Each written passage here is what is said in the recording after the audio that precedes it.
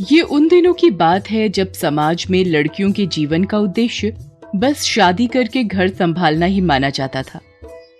समाज के इसी नियम के दंश को झेला इशिता ने। इशिता एक सुंदर, सुशील और बहुत ही संस्कारी लड़की थी। बड़ों का आदर करना, छोटों को प्यार देना और हर किसी के सुख दुख को अपना समझना, ये सब इशिता के व्यक्तित्व के आकर्षक पहलू थे। इसके अलावा इशिता को पढ़ने लिखने का भी बहुत शौक था। 10वीं कक्षा में अच्छे नंबरों से पास होने के बाद इशिता 12वीं में भी बहुत मेहनत कर रही थी। वो पढ़ लिख कर सरकारी नौकरी करना चाहती थी और समाज में अपनी पहचान बनाना चाहती थी। इशिता के परिवार में उसके माता पिता और एक छोटा भाई अक्षय था। इशिता के पिता एक शुगर मिल में काम करते थे। तनख्वाह बहुत अच्छी नहीं थी, बस किसी तरह घर का खर्च चल जाता था। एक दिन इशिता के पिता उसकी माँ से, अरे ओ अक्षय की माँ, कहाँ हो? फुर्सत मिल जाए तो एक कप चाय पिला दो। आज तो पूरा शरीर टूट रहा है दर्द के मारे। जी आई, आप आ गए? मैं अभी चाय बनाकर लाती हूँ। अरे बेटी इशिता, कहाँ है तू? पापा काम से घर आ गए हैं, जल्दी से कुछ खाने को बना दे तो। अभी आई माँ, बस गणित का एक आखिरी सवाल हल कर लूं। आप चाय चढ़ाओ, मैं बस अभी आती हूँ। क्या एक बार में सुनाई नहीं देता तुझे? तेरी माँ पूरा दिन घर के कामों में लगी रहती है। मैं ओवर टाइम करके घर का खर्चा चला रहा हूँ और तुझे गणित के सवालों में वक्त बर्बाद करना है। अरे अपनी माँ का हाथ बटाया कर, घर का सारा काम सीख ले जल्दी से। ये सब सीखेगी तभी कोई ले जाएगा तुझे अपने घर। पापा जी, आप चिंता क्यों करते हैं? मैं माँ से सब सीख रही हूँ। आपको पता है, आज आपका टिफिन मैंने ही तैयार किया था। खाना कैसा लगा आपको? हाँ हाँ, अच्छा था। लेकिन बेटी मेरी बात समझ, मैं जो कहता हूँ तेरे भले के लिए ही कहता हूँ। पढ़ाई लिखाई से कुछ नहीं होगा। तेरी खुशी के लिए तेरी 12वीं का खर्चा उठा रहा हूँ। उसके बाद बस एक अच्छा सा परिवार मिल जाए तो मैं भी अपनी जिम्मेदारी पूरी करूँ। अपने पिता की बातें सुनकर इशिता का दिल टूट जाता है। उसके सारे सपने बिखर से जाते हैं। आंखों में आंसुओं को छिपाए वो अपनी माँ के पास जाती है और कहती है, माँ, सच बताओ, क्या मैं आप लोगों पर बोझ हूँ? पापा हर समय मेरी शादी की चिंता ही क्यों करते रहते हैं? मैं और पढ़ना चाहती हूँ माँ। आगे जाकर सरकारी नौकरी मिल जाएगी तो मैं भी तो वो सब कर सकती हूँ जिसकी उम्मीद आप लोग अक्षय से करते हैं। ईशु, ये क्या उल्टी पुल्टी बातें सोच रही है? दिन में जागते हुए सपने मत देखा कर। अरे लड़का और लड़की कब से बराबर होने लगे? तू तो शुक्र मना कि तेरे पापा तुझे इतना पढ़ाने को मान गए। मैंने तो तेरी उम्र में पूरी गृहस्थी संभाल ली थी बिटिया।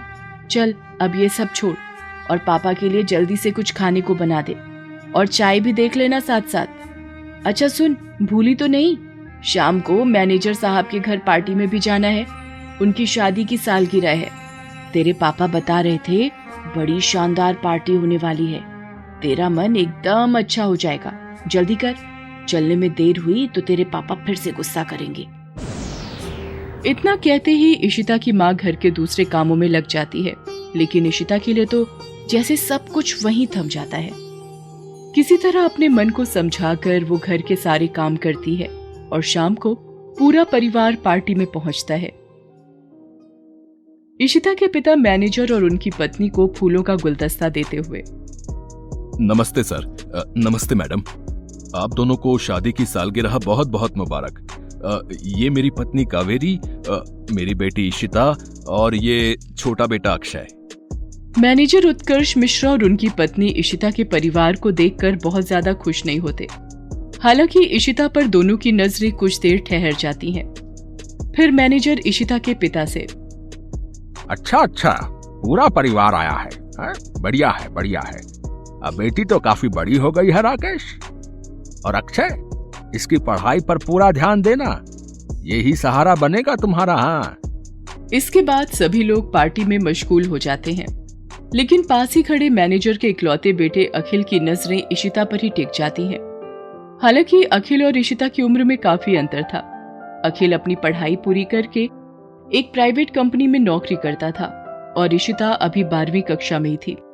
लेकिन फिर भी अखिल को इशिता भा जाती है। पार्टी में अखिल ने कई बार इशिता से बात करने की नाकाम कोशिश की और फिर पार्टी खत्म होने के बाद अखिल अपने माता पिता से कहता है, मम्मी डैडी, आप लोग मेरी शादी को लेकर बहुत दिनों से परेशान थे ना, तो लो, मैंने आपकी ये परेशानी दूर कर दी है। मुझे एक लड़की पसंद है, अब आप बस रिश्ता पक्का कर दीजिए। अच्छा, हाय मेरा लाल, बता तो जरा कौन है वो खुशकिस्मत लड़की जिसे मेरे बेटे ने पसंद किया है? किसके भाग खुले हैं, जरा बता तो। जरा रुको तो मम्मी, वो पार्टी में आए थे ना राकेश अंकल, अरे जो पापा की शुगर मिल में ही काम करते हैं, उन्हीं की बेटी इशिता, मुझे अच्छी लगी वो। अखिल, तुम जानते भी हो क्या कह रहे हो? वो राकेश, उसकी क्या हैसियत है? हमारे सामने खड़े होने लायक भी नहीं है वो। क्या इज्जत रह जाएगी हमारी, है? अरे लोग क्या कहेंगे? ये सब मुझे नहीं मालूम डैडी, मुझे उसी लड़की से शादी करनी है। अब ये शादी आपकी मर्जी से हो या उसके बिना, मुझे कोई फर्क नहीं पड़ता। इतना कहते ही अखिल वहां से चला जाता है। फिर अखिल की माँ अखिल के पिता से, आप इतना परेशान क्यों हो रहे हैं? बड़ी मुश्किल से अखिल को शादी के लिए कोई लड़की पसंद आई है, और रही बात हैसियत की तो अच्छा ही है ना, वो लोग गरीब हैं तो हमेशा दबकर ही रहेंगे। आप तो अपने बेटे को जानते ही हो, उसकी जिद हमेशा ही पूरी की है आपने, तो इस बार भी मान जाइए। अपनी पत्नी की बात मानकर अखिल के पिता इशिता के पिता से रिश्ते की बात करते हैं। इशिता के पिता इस रिश्ते से बहुत खुश होते हैं। उन्हें तो जैसे अपनी सबसे बड़ी मुश्किल का हल मिल जाता है। उन्होंने बिना कुछ सोचे समझे रिश्ते के लिए हाँ कर दी। उसी शाम इशिता के पिता घर लौटकर, अरे ओ अक्षय की माँ, जल्दी आओ, अरे और अपना मुंह मीठा करो, बहुत बड़ी खुशखबरी लाया हूँ, सुनोगी तो विश्वास नहीं करोगी। जी क्या हो गया? तनख्वाह बढ़ा दी क्या मैनेजर साहब ने? अरे नहीं पगली, उससे भी बड़ी खुशखबरी है। मैनेजर साहब ने अपने इकलौते बेटे अखिल के लिए हमारी इशिता का हाथ मांगा है। अपनी इशिता की तो किस्मत ही खुल गई। मैनेजर साहब ने आज मेरी सबसे बड़ी चिंता दूर कर दी। हाँ, खबर तो अच्छी है जी, लेकिन उनका बेटा तो अपनी इशिता से काफी बड़ा है उम्र में, और एक बार इशिता से भी पूछ लेते तो। तेरा दिमाग तो ठिकाने पर है या नहीं? उम्र से क्या फर्क पड़ता है? अकेला लड़का है, अच्छा कमाता है, घर बार अच्छा है, और क्या चाहिए तुझे, हैं? और इशिता से क्यों पूछना? वो भला अपना अच्छा बुरा क्या जानेगी? मैंने तो रिश्ता पक्का कर दिया है, और सबसे अच्छी बात तो यह है कि उनकी तरफ से कोई खास मांग भी नहीं है। चिराग लेकर ढूंढेगी ना तो भी ऐसा रिश्ता नहीं मिलेगा। अब तू तो तैयारी कर बस अपनी बेटी को विदा करने की, ज्यादा दिमाग मत लगा। इशिता ने भी कई बार अपने पिता को समझाने की कोशिश की, पर उसकी एक न चली। कुछ दिनों बाद अखिल और इशिता की शादी हो गई। इशिता ने अभी भी उम्मीद नहीं छोड़ी थी। उसने सोचा कि मायके में तो उसकी किसी ने नहीं सुनी, शायद ससुराल में उसकी भावनाओं को समझा जाए, लेकिन यह भी उसका वहम ही था। ससुराल में भी वो सिर्फ घर के कामकाज और सबका ख्याल रखने के लिए ही लाई गई थी। उसके पति अखिल की असलियत भी धीरे धीरे खुलने लगी। वो नशा करता था, रात रात भर घर नहीं आता था, और जब इशिता उसे समझाने की कोशिश करती तो वो उसके साथ मारपीट करने लगता।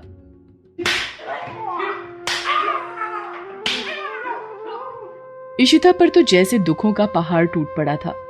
अपने माता पिता से भी उसका नाता टूट सा ही गया था। धीरे धीरे समय बीतता गया। अब इशिता खुद एक प्यारी सी बच्ची की मां बन गई थी, और इसके लिए भी उसे ताने ही सुनने पड़ते थे। एक दिन इशिता की सास इशिता से, अरे ओ महारानी, कहाँ मर गई? संभालती क्यों नहीं अपनी औलाद को? हमारी तो किस्मत ही फूट गई जो ये कामचोर हमारे पल्ले पड़ गई। एक से एक अमीर घर का रिश्ता आया था मेरे अखिल के लिए, पर ना जाने कौन सी खराब दशा चढ़ी जो ये मनहूस सामने पड़ गई। बड़ा मन था कि अपने पोते को गोद में खिलाऊं, वो इच्छा भी पूरी नहीं हुई इस करमचली से। अब खड़ी क्या है, संभाल इसे। तू क्या कम थी जो इसे भी पैदा कर दिया हमारी जान को? और कान खोलकर सुन ले, इसे भी अपनी तरह कामचोर मत बना देना। तेरी तो किस्मत खुल गई जो हमारे घर आ गई। इसे कोई लेकर नहीं जाएगा, समझी? अपनी सास की ऐसी कड़वी बातें सुनकर इशिता के सामने उसकी पूरी आपबीती आ गई थी, लेकिन अब उसके किरदार में उसकी बेटी ऋचा खड़ी थी। ये पल जैसे उसकी सहनशीलता का आखिरी पड़ाव था। इशिता ने उसी पल ठान लिया कि जो कुछ उसने सहा वो अपनी बेटी को नहीं सहने देगी। और इसी आत्मविश्वास के साथ इशिता ने अपना सूटकेस पैक किया और अपनी नन्ही बेटी ऋचा को लेकर निकल पड़ी एक नए रास्ते पर, जिसे इस बार उसने खुद चुना था।